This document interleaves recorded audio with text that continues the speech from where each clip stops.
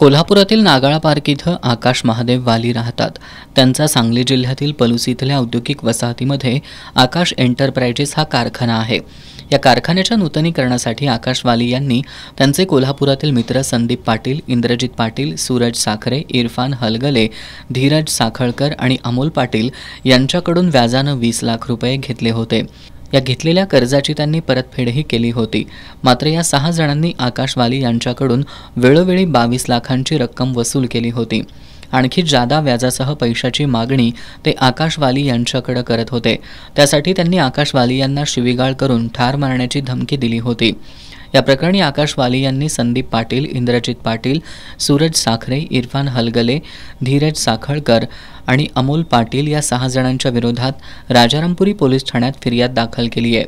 त्यानुसार पोलिसांनी यातील संदीप पाटील, इंद्रजित पाटील, सूरज साखरे, इरफान हलगले आणि अमोल पाटील या 5 जणांना मंगळवारी रात्री अटक केली आहे। त्यांचा साथीदार धीरज साखळकर हा फरारी झाला असून पोलीस त्याचा शोध घेत आहेत।